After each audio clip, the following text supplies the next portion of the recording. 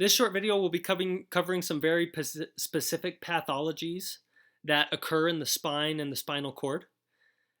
The three pathologies that we're going to cover for this video are radiculopathy, myelopathy, and plexopathy. I've tried to group these pathologies, so on this slide, eventually you will need to know a little bit about every single one of these pathologies that occur in the spine. I've tried to group them, and I will group these accordingly in videos, hopefully so it becomes logical as you work through this. So these three that we're going to talk about today, hopefully will go together and you can begin to compare and contrast them and differentiate them, and so on through with the rest of these. So I'll make a video that will cover some on down, and then I'll have another video. So we'll have a couple of videos covering this section. But at the end of all these videos, hopefully you can look at this list and be able to say, okay, I know a little bit about each one of these. So let's go ahead and get started with radiculopathy. So if you break this word down, remember pathy is like a pathology or disease. And radiculo actually means nerve root. Nerve root. So we have disease of the nerve root. Okay? So this is an injury or compression to the nerve roots. I wanted to come over here really quickly. Just again, we didn't talk about this on our anatomy review, but it's of particular importance, especially with our radiculopathies. So remember, we're going to have our spinal cord running through this central canal through the vertebrae. In between each vertebrae, we're going to have an intervertebral foramina, which just means in between vertebrae hole, right? In between each of these holes, we're going to have nerve roots which leave and go and innervate portions of the body at that region.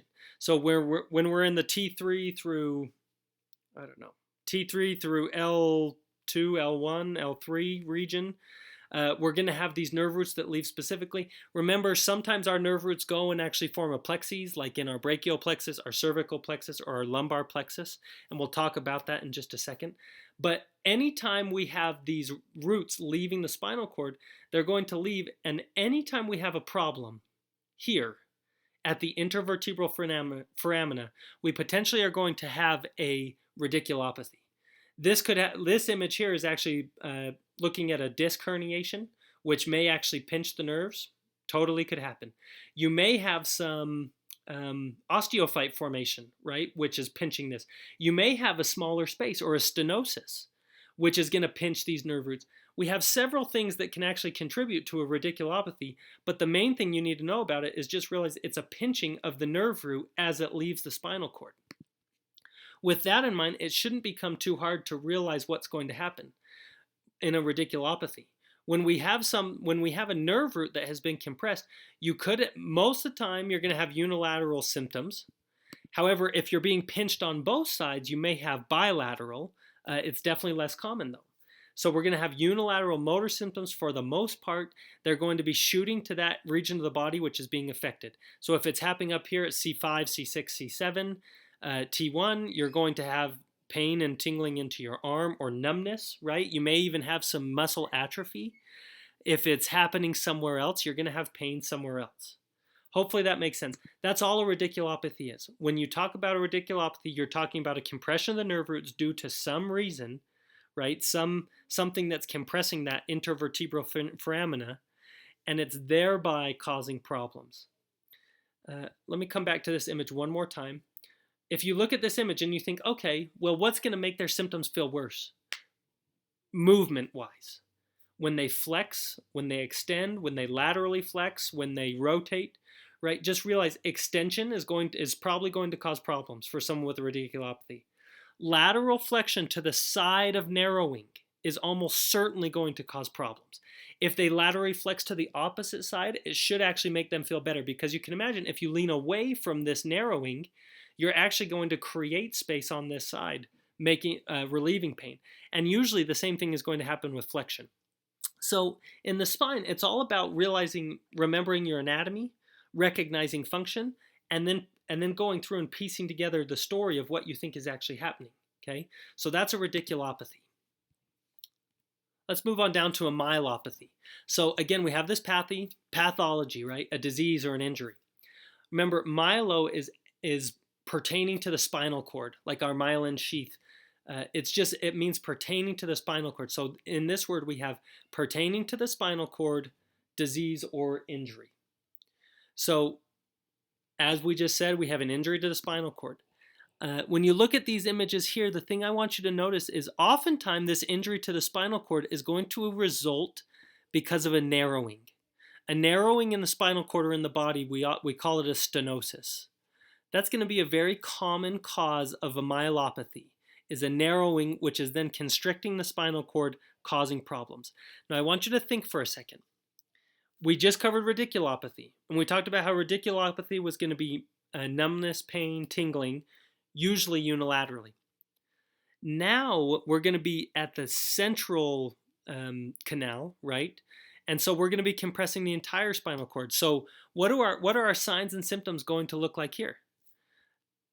Oftentimes they will be bilateral here. They may be unilateral. You have to think about it. And you'll have a person go through their range of motion exercise, extension, flexion, lateral bending, rotation, right? And you can look at this image here on a myelopathy and begin to think, okay, well, if they extend, they're probably going to have pain. If they flex, they're probably going to have numbness and tingling and pain. If they do lateral flexion, right? With this myelopathy, they're going to have more regional problems because the spinal cord itself, not the nerve root, is being compressed.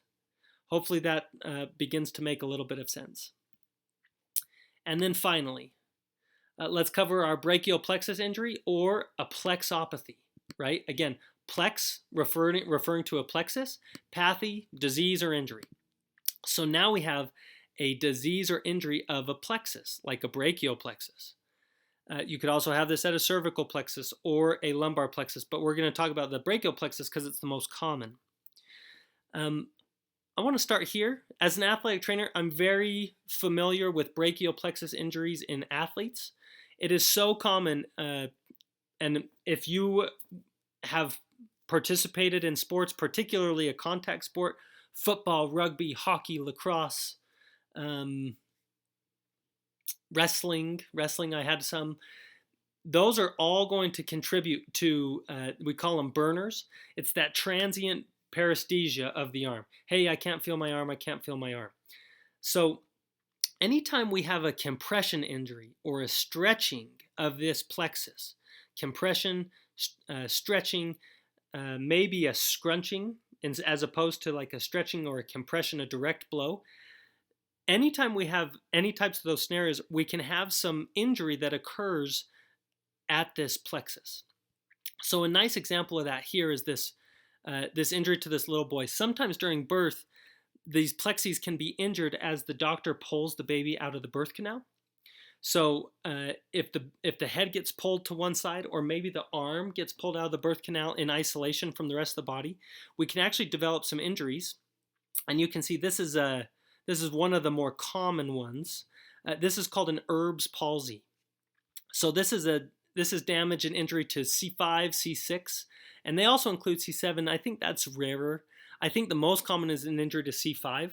If you remember back to your 440, if we have an injury to C5, I want you to think, well, what's going to be damaged, right? It's going to be that suprascapular nerve, musculocutaneous nerve, and then probably a little bit into that posterior division. I mean, you're probably going to have some problems in the axillary nerve going to this deltoid, right, and that teres minor. So if you have problems here, you can begin to work through why a child might develop this waiter's tip sign with an Erb's palsy, right? Because they've damaged some of these other guys, so they're going to be extended, wrist flex, and externally rotated. So that's a common plexopathy that may occur as a result of injuries during birth. So just realize a plexopathy can be any type of these injuries. It's just an injury to the brachial plexus. And in fact, I think there's a few more slides. Oh, this is a little bit more on that Erb's palsy. You can go ahead and read through this and begin to make sense of why something like this might occur. And I knew there was a few more slides on this. So this is a little bit of a gruesome one. This is a stab wound to the brachial, well, to the traps, and it ended up, unfortunately for this individual, hitting this brachial plexus. So you can see a nerve here. This is probably, I don't know, I would assume this is C5. You can see a little bit of C6 here. This yellow thing is just to help us see what they want us to see.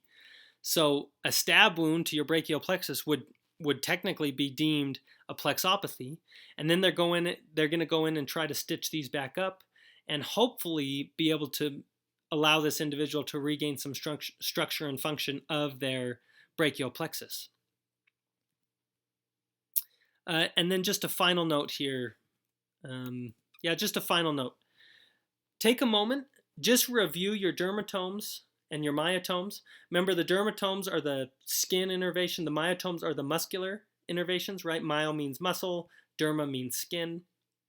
Take a moment, just refresh yourself. Realize that it's sequential down the body for our dermatomes. Our myotomes are also very pattern oriented, right? Take a second and just remember that those exist. Maybe refresh yourself quickly on where they are. And I think that's all I want to say about that. So that finishes this video on radiculopathy, myelopathy, and a plexopathy.